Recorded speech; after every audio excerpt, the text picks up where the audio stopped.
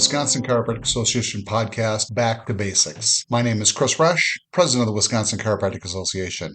Today, I'm excited to share my conversation with Dr. Michael Court, a 1989 graduate of Palmer College of Chiropractic. Dr. Court runs an independent practice in Eau Claire, Wisconsin, where he utilizes a variety of techniques, but has a special focus on the upper cervical region. In addition, Dr. Court is proficient in the Postural Restoration System and shares valuable insights on its application and his training. Beyond his clinical expertise, Dr. Court serves as the Board of Directors representative for the Northwest District of the Wisconsin Chiropractic Association. During our conversation, we touch on some of the key initiatives currently being worked on by the WCA Board of Directors. I hope you enjoy my conversation with Dr. Michael Court.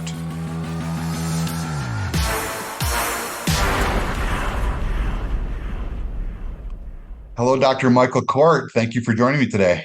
Yeah, it's good to be here. How did you decide to become a chiropractor, Dr. Court? Always had an interest in the healthcare field. In fact, in high school, my goal was actually to go into dentistry, and that's where had put my sights. And I had played football quite a bit when I was younger, and as a result, ended up with back pain that developed into sciatic pain at age 12, which is kind of odd for a 12-year-old. My parents took me to a number of different orthopedics and neurologists, and they really couldn't find what was going on and didn't have much help for me. I did have a grade 1 spondylo, which is a forward slipping of the lumbar vertebra in the lower spine, and they kind of said it was all coming from that. And their advice was I just have to quit all sports. And I did quit football, but I enjoyed sports and ended up picking up soccer. I figured, well, maybe that's not as rough on my back as football, although that can be a pretty rough sport too. Yeah, no doubt. And when I was in my senior year of high school, as I would play, sometimes I'd have to sit out after 20 minutes of a game or practice because the pain would become so bad in my back, I'd have to sit on the sidelines. And at this particular time, I was going to a small private school in Aurora, Illinois, Chicago suburb. And there was another player on the team. His dad was a chiropractor. Quite literally, up until that point, I'd never even heard of what a chiropractor was or what they do, and no one even told me that was an option of where I could get some help. And he came over and talked with me, and what he said sounded kind of interesting. So I decided to ask my dad, if I could go see this guy. And the interesting thing about it, his name was Will Tickle. All Dr. right. Will Tickle was my first chiropractor. Pretty Okay. dynamic. You might have heard of him. He's passed away now. He was in a bad car accident and suffered injuries from that. But at the time, Will Tickle was down in the Chicago suburbs. And after several weeks of seeing him, I was able to play full games of soccer without any problems. So when would this have been? If you graduated from Palmer in 89, would this have been like, On 82, 83, right in that time period. Yep. gotcha. All right. Yep. And so I was pretty impressed. Now I was going to go into dentistry, but Will had a pretty big influence on me. Okay, now think back when you were a patient, you're in high school, and this will be good for the chiropractors that are listening. What do you remember about that first visit? What you didn't know then that you know now? I was impressed at how the spine controlled everything in the body. How if the nervous system wasn't functioning correctly, you were going to have problems in the rest of the body, and sometimes pain, sometimes other symptoms in the body. And Dr. Tickle was very good at education. He did a lot of back then they did spinal care classes. Okay, And sure. I don't know if they do as many now. And I remember sitting through the spinal care classes and learning about how chiropractic worked. So I was very impressed with that. No one else said that was any hope for what was going on. They just pretty much said I had to quit sports. And I was enthusiastic about being able to get back into playing sports again. Now, did he take x-rays or did he just go off So motion palpation? Yep, yeah, he did take X-rays, and he did more Thompson. So that was my first experience in chiropractic. He Okay. did Thompson adjusting, and so he took full spine X-rays. And back then, insurance covered very well, and I Oh, was good. able to. Well, a number, yeah, it was. It. My dad worked for the railroad, and I picked up pretty much 100% of what we were Okay. doing. So that wasn't a problem. But what was interesting about it is it allowed me to have a lot of contact points with Dr. Tickle over a period of time. And after graduating in undergraduate school at Aurora University, I started with pre-dentistry. But then I was getting a little disillusioned and thinking, I like this chiropractic stuff. I think I want to look into this more. And so every visit, I would pick Dr. Tickle's brain a little bit more, Okay. yeah, each time. And then eventually I kind of followed him around like a protege All because right. he would do a number of lectures throughout the area. And that's when I decided this is what I want to do for a living. Sounds like he was quite the mentor. Yeah, he was. Yeah. Yeah. Yeah. I miss him quite a bit. His son practices in Moorhead, Minnesota now, Will Tickle Jr., who I Okay. played soccer with. And I believe Dr. Tickle's, I believe he had seven children, seven or eight. And I believe at least five of them are chiropractors throughout the country. So that was quite the inspiration. Yeah, I always like to say mentors leave footprints. So if you Yeah, get inspired, follow what they did and try to duplicate it if you want to be like them. exactly. Right. So then the decision to go off to Palmer College of Chiropractic in Davenport, Iowa. Right. And Will was very instrumental in that. He actually went to national, which was 20 minutes from my house. But he really was instrumental in getting me to go to Palmer College. He would, All right. really pushed me, to go that direction.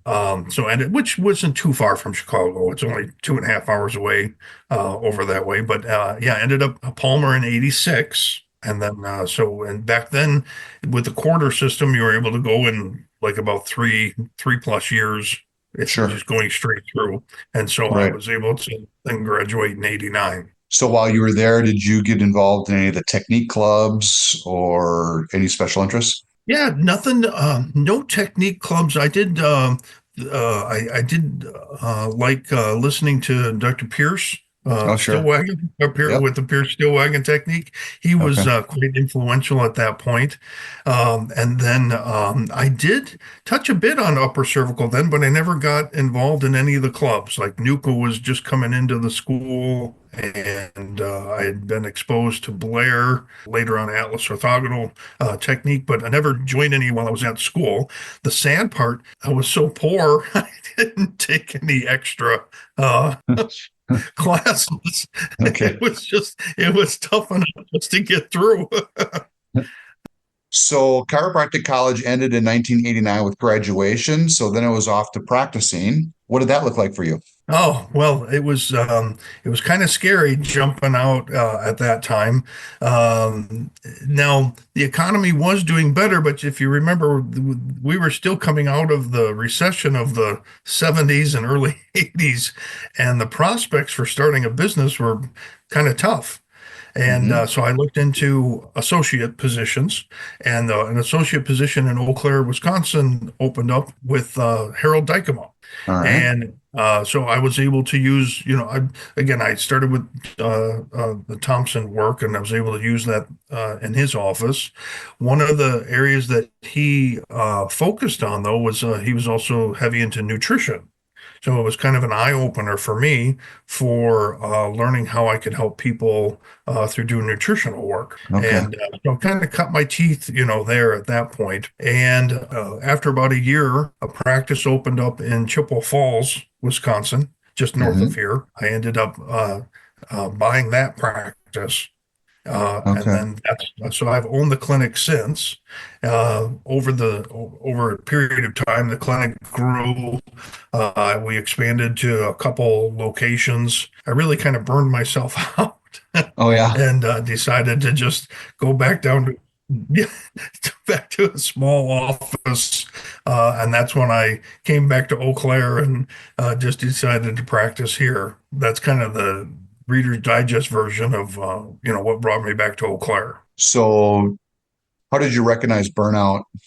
It would hit me. It would be tough. There would be times I would just want to quit, Yeah. quit Okay. being a chiropractor and go do something else. And it happened more than once. Sure. And so it kind of sneaks up on you. Yeah. You get ambitious. You start doing things, and you're grabbing the ring on the merry-go-round as much as you can. And there's just a point of reflection. You're like, I just can't keep doing this anymore. No, I understand. Yeah. Too many irons in the fire sometimes. So, well, it's good Yeah. that you Yeah. recognize that. And Yeah. so now you're back in Eau Claire. Yes. So tell me about the techniques that you use. You mentioned Thompson, but I know Yes. that you also are very proficient in upper cervical. So what Yes. did that look Yep. like? I have training in Atlas orthogonal, Nuka, and Blair. I do utilize all three of them, but I prefer to use Blair upper cervical, mainly because Dr. William Blair recognized that the human body is not symmetrical. You can't cut you down the middle, and both halves won't overlap each other. That the anomalies within the spine have to be taken into account. And Blair Upper Cervical does that with the Atlas work, in that taking the left and right sides of the occipital and atlantal joints into consideration on how they may be different. So teach me how you decipher treating a patient from a full spine standpoint or choosing to use just the upper cervical technique. Can you explain that a little bit? Sure. I've found in practice that adjusting from sacrum, on up to the lower cervicals, you can get some good relief and good changes. But I was never able to get what I felt was lasting changes in a person, that they continue to need repeated adjustments to get it to hold. Some symptoms I wasn't able to affect at all. Whereas when I started doing the upper cervical work, I was able to clear out a wide range of symptoms, many of them obviously including like vertigo, dizziness, headaches, and get permanent results with that, where I could only get temporary or minor results with the Thompson work.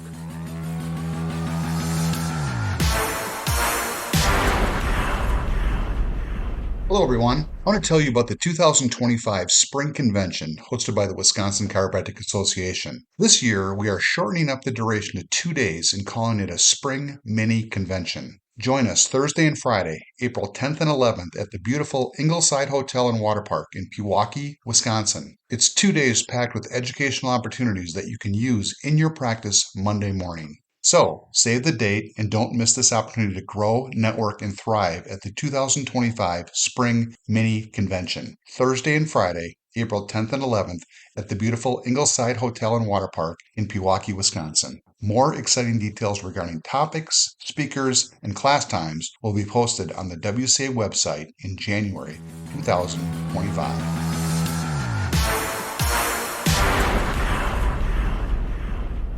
What about other tools in your toolbox other than chiropractic adjustments? Do you do any modalities at all? I do. No, yeah, we use other modalities now. When I came to Eau Claire, I was introduced to nutrition through Harold Dykema. And over the years, it's just been a lifelong process of learning more and more, taking work through nutrition response testing and then functional medicine.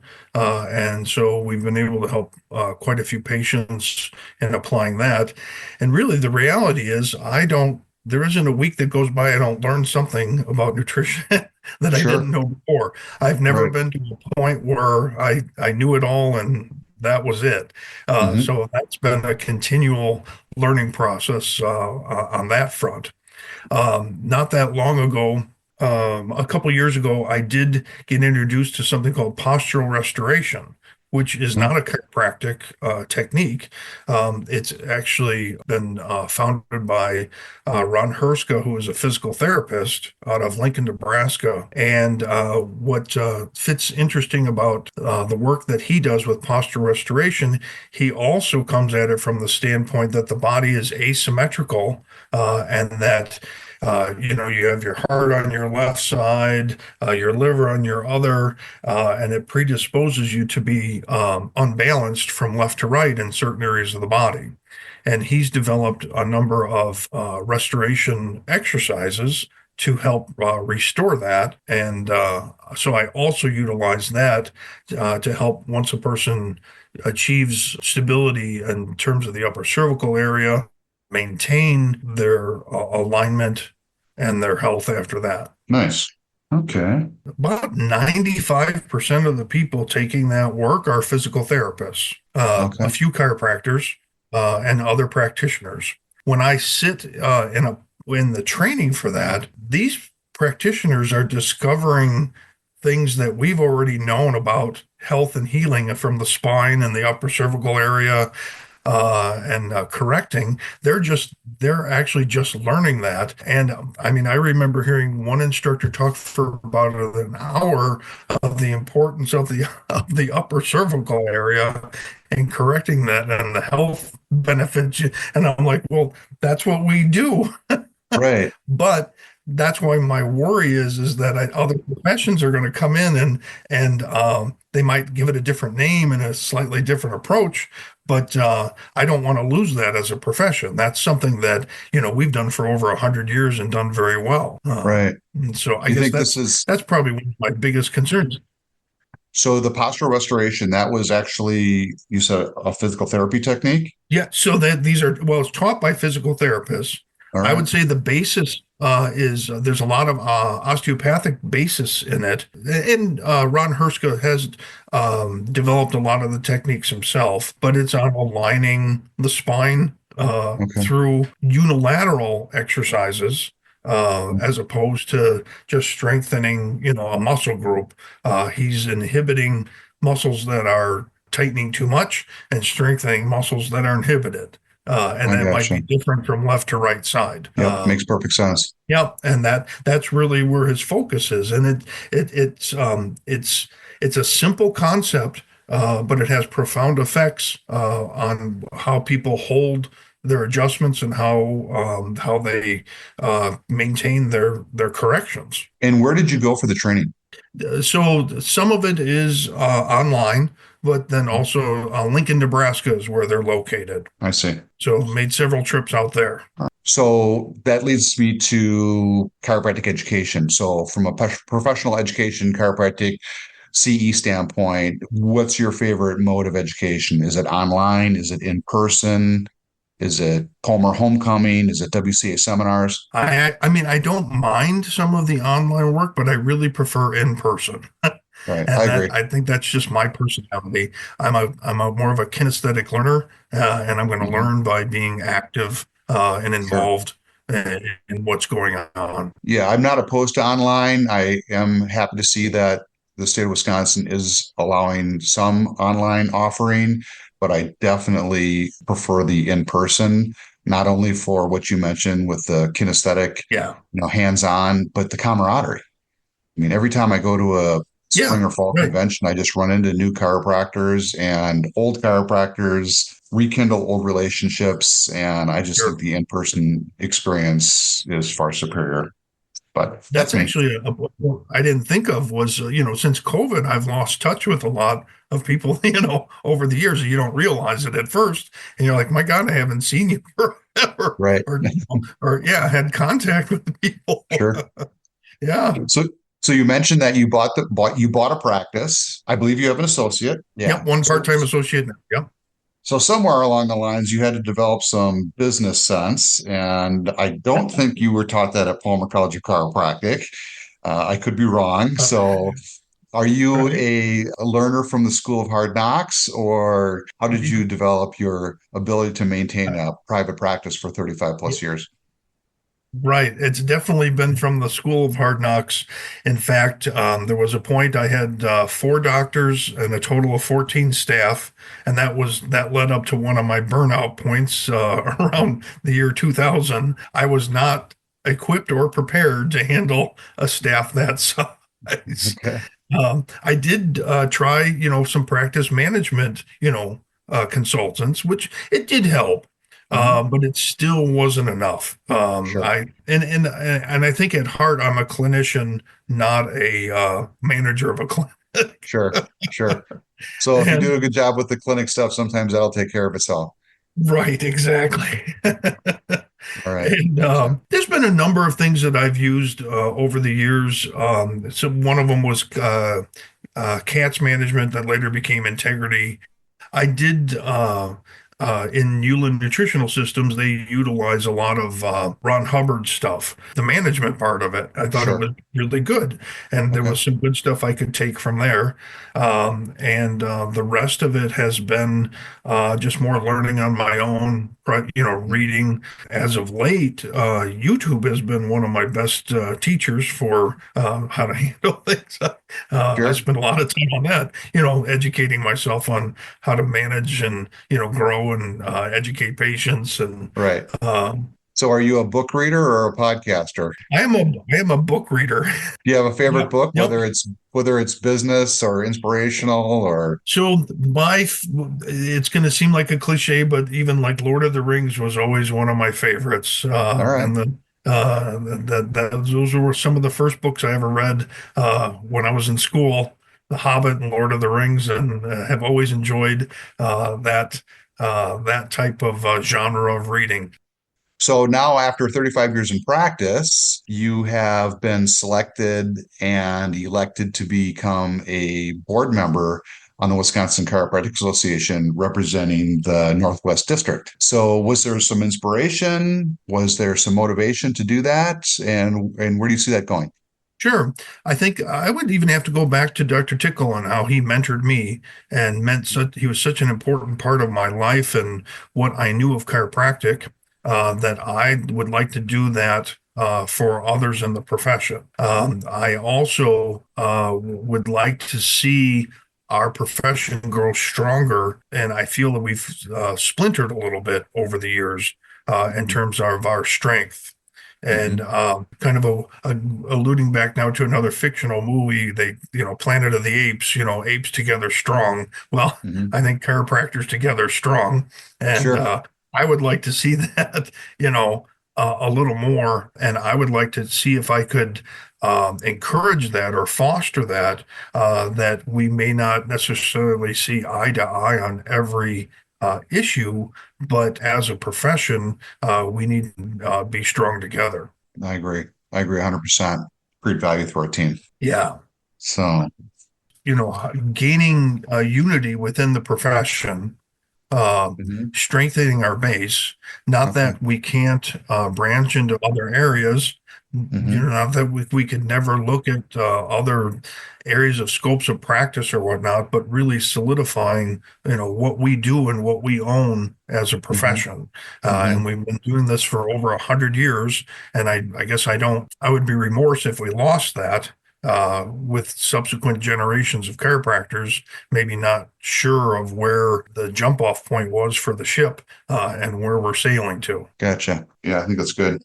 So one of the things that we're working on legislatively at the state level is Medicaid modernization, Yes. where hopefully in treatment of Medicaid patient, chiropractors will someday be allowed to use our full toolbox of treatment, Yes. and with that be reimbursed. Currently, we are fairly reimbursed for our examinations. Due to some great effort that we had at WCA and with legislators. And Yep. prior to that, our reimbursement for the chiropractic adjustment was improved in the budget 2 cycles ago. And now looking forward, we are really trying to get approval for reimbursement and utilization of all the tools in our toolbox. So we can not only do spinal Yes. chiropractic adjustments, but we can perform and get reimbursed for extremity adjustments along with any type of Yes. therapeutic modalities similar to what physical Yep. therapists can do. So that's an effort that we're really working on. And Yep. when you join the board, hopefully you can help us out with that. And And I agree. along with our No, colleagues go ahead. at the national levels, trying to improve modernization of chiropractic utilization in the Medicare Yes. area. So very similar. Yep. So Yep. We'll look forward to you helping us out with that on the team with the WCA, Mike. Yeah, I look forward to it likewise. Thank you. So sounds good. Well, I'll tell you what, it was a pleasure having a chat with you today, You and bet. looking forward to your participation on the Wisconsin Chiropractic Association Board of Directors representing Eau Claire and the rest of the Northwest District of the state of Wisconsin. And 35 years in practice, Mike, that's quite an accomplishment, and I know you're not Thank done. you. That's right. Not by any means. Every day's a new day. So, all Fantastic. Thanks a lot, Mike. right, you take care.